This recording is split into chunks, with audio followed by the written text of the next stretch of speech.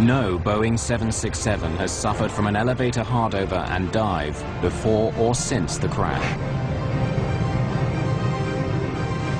The aviation experts hired by Egypt developed a wide range of scenarios, citing a fault in the elevator assembly as a possible cause of the crash. Based on the data, the information we have from the testing that was done as a group effort with all the best thinking everybody had at the time, we could not make this airplane do what it did with any of the failure scenarios that were presented to us. While mechanical failure scenarios were exhausted and terrorism was excluded, the FBI continued to dig into the life of First Officer Gamil El-Batouty. Less than 3 weeks after the disaster, news media report that in the final moments before the crash, El-Batouty said, "I have made my decision. I put my faith in God," causing many to believe he might be an Islamic militant bent on destruction. But the translation was incorrect. From our initial review of Batouti's background, he was a fairly religious person, but I don't think we had anything to determine that his religious beliefs were radical or beyond what would have been a normal religious person. What had Batouti said? And what does it mean? Egyptian professor Amin Bonar teaches Arabic at Georgetown University in Washington. Tawakkaltu means I depend, I rely, I trust, and Allah on, and Allah is God. Tawakkaltu ala Allah, on God I rely, I depend in whatever I'm going to be embarking on. People use it when they start a trip, when they start driving, going back home, you say Tawakkaltu ala Allah.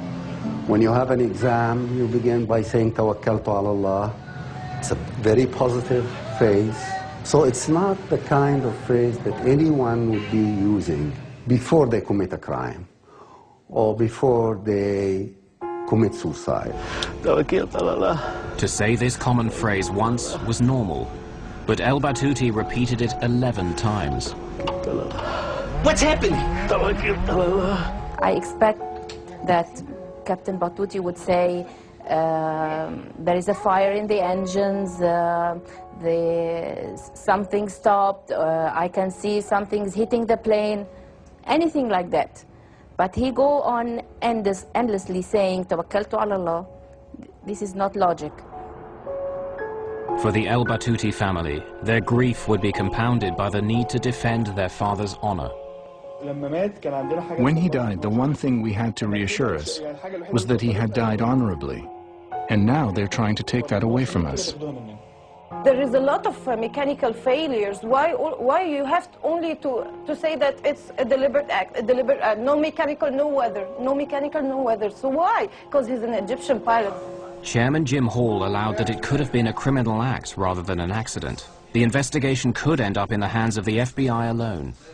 It is only prudent for the National Transportation Safety Board to consult with these experts and officials to fully evaluate this information prior to any final decision on whether the responsibility for this investigation should transfer to the Federal Bureau of Investigation.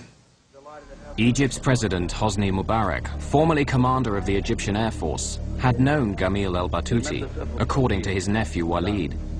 Mubarak asked President Bill Clinton to intercede to keep the crash from becoming an FBI matter.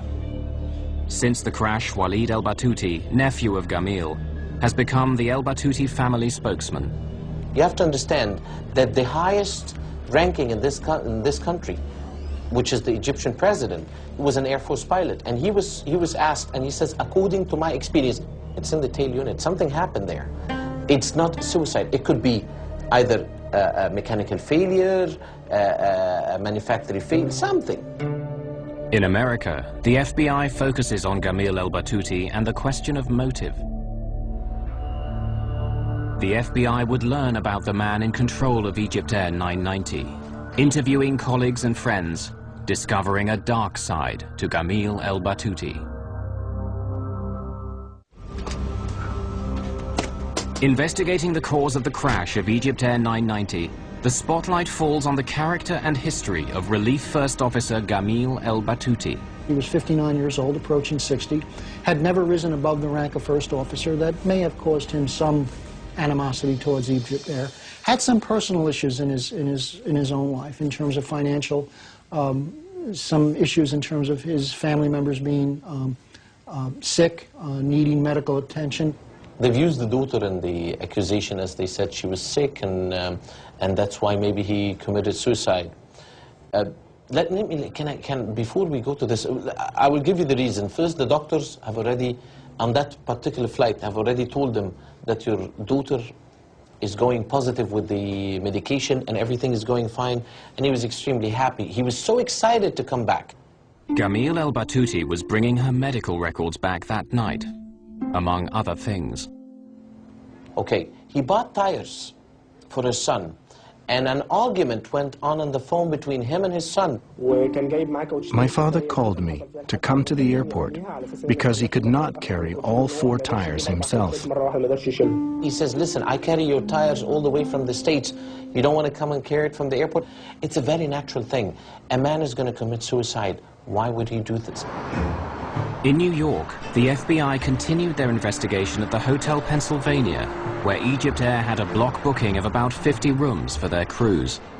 The investigation that the FBI was able to do as far as Batouti's background probably spanned a period of about a year or so, at least from the records that we were able to obtain, and from the interviews we did at the various places that he stayed.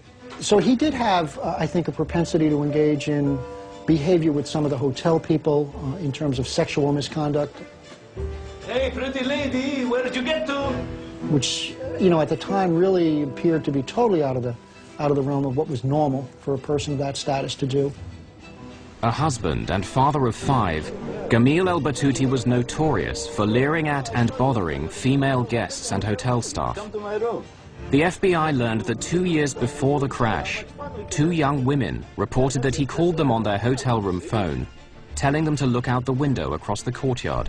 You'll have a good time too. When they did, they saw El Batouty exposing himself and reported the incident to hotel security. His provocative behavior would continue. A hotel maid told the FBI that the night before the crash of Egypt Air 990, El Batouty had sexually harassed her again. No, I want to talk to you because look, I give you $100 if you just come to my room. I'm not here for that. Oh, sure. I'm here to work. Just leave me alone. Nah, don't be like that. When the maid reported the approach, another addition was made to the hotel's record of sexual harassment of guests and staff by El Batouty.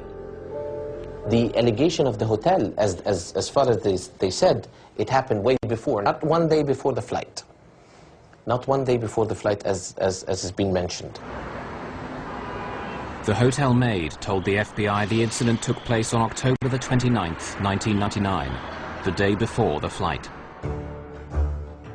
3 months after the FBI began investigating El Batouty, an Egypt Air flight landed in London. The plane's captain requested political asylum in the United Kingdom. He claimed to have information about the cause of the crash of Egypt Air 990, and he feared reprisals in Egypt. Captain Hamdi Taha was a colleague of Gamil El Batouty, and he was walking away from his wife, his family, and his country. The FBI sent a special agent, and along with a British security officer, he interviewed Captain Taha. Were you aware of El Batouty displaying sexually inappropriate behavior? Yes. This is very important. I heard it from pilots who I trust. Batouty got into trouble for sexual misbehavior in New York with maids and following women and so on. The airline tolerated this for a while, and they told him several times, maybe you can get away with this normally, but this is America. You represent our country. You cannot do these things.